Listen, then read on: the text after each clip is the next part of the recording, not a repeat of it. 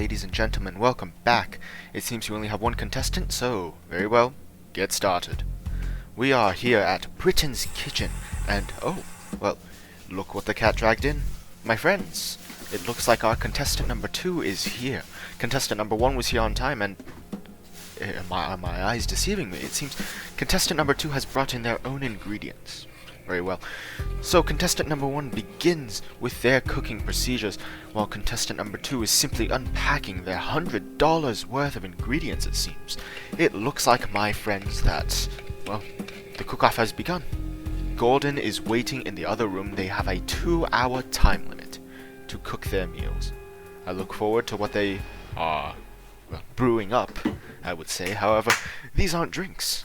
These, my friends, are their meals. And here we have a few words with the cooks, as a matter of fact, as we have interviewed them behind the scenes. Hello there. My name's Brad, and, well, I was the one who cooked the shepherd's pie. Indeed, I cooked the shepherd's pie even though I didn't have any lamb, but I had beef. I thought beef was going to be enough because, well, although shepherd may grow their sheep or whatnot, I don't know how they grow their sheep out of the ground. It's a very strange phenomenon.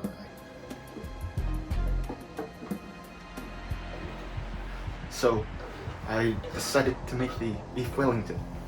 It's because it's my favorite meal. So when I got to work, I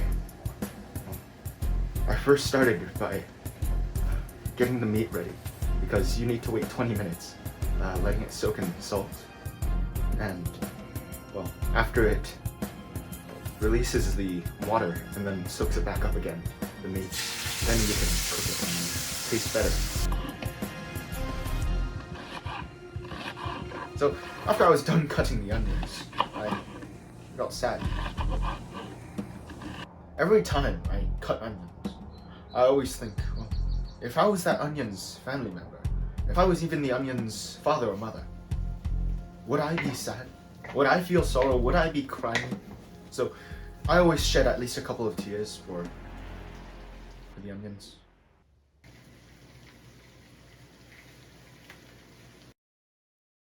When I poured the oil into the pan, I didn't wait long enough, and, well, the meat, I guess, left its layer of salt from the pan, and I didn't put enough oil in. Oh, I messed up.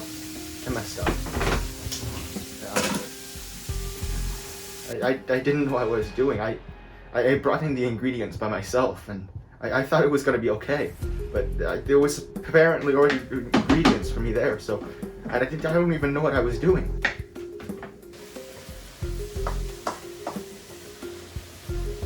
I don't know too much about cooking. It's a little silly thing. Anyways, after all that, after the onions were fresh into the pan and everything was all well, I put in the frozen vegetables. Ah yes, the frozen vegetables. Oh.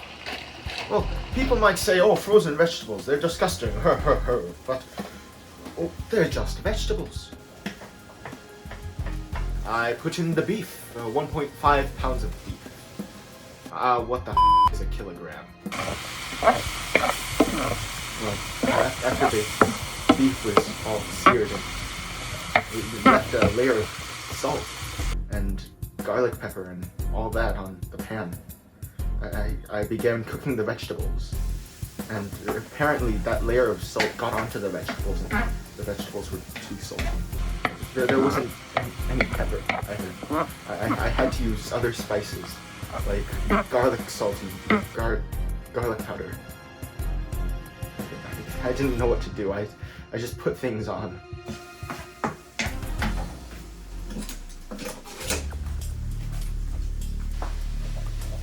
Anyways, I put a little bit of salt in the potato mixture. Yes. I took butter and I took the potatoes and I put them into a bowl and I began mashing them. However, the potatoes were still hard on the inside, so I took them out and put them back in. And, well, they were still hard even after I took them out the second time, so I put them back in and just waited.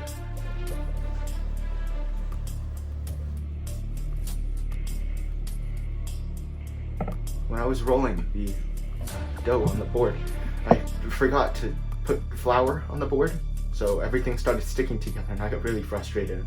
It just didn't work, and I got really nervous, and I didn't know what to do. And then I realized it was flour in the cupboard, so I just grabbed it and started sprinkling it on, but I put too much, so all the dough didn't stick back together, so it all broke apart.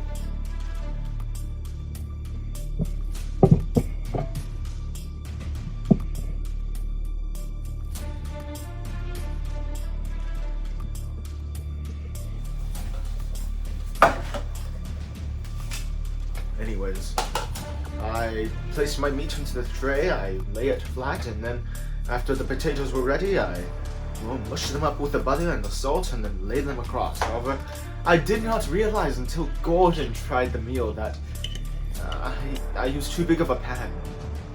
I should have used a, I guess, thinner and taller pan. Therefore, I could have had heat distribution be a little bit less even and the taste to be a little more bland. I thought the meal was too tasteful afterwards. Gordon must have thought it tasted disgusting. He's British after all.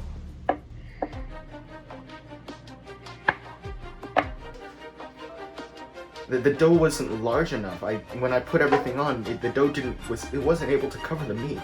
So then the ends of the meat were sticking out, and when I put it onto the pan, I knew this was not going to be good enough. The parchment paper, when I put it on, although there was enough space, I knew the parchment paper was going to get doused with the juices of the meat, and then the meat would be too dry, and the entire dish would be ruined. I messed up. And, well, when I took the dish out of the oven, I realized that it was too late. Well, ladies and gentlemen, it seems that our contestants, Brad and Alex, are nearly done with the cooking procedures. They have begun getting their food on their trays and putting them into the oven. Well, ladies and gentlemen, I think that it's time we go through a little time skip. So, as you can see, well, we had a short little time skip, and, well, our cooks are getting their foods out of the oven. We'll see what Gordon thinks of each and every cooking that they have.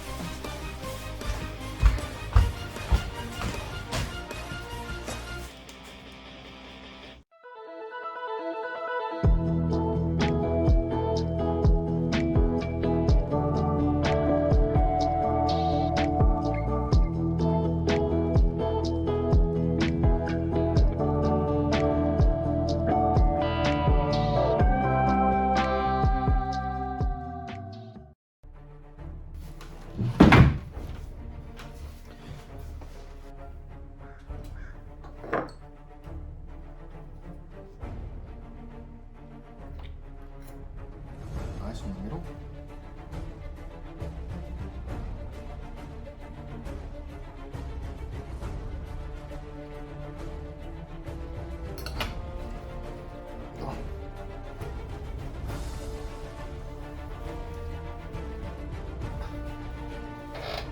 I don't know why my dish didn't win.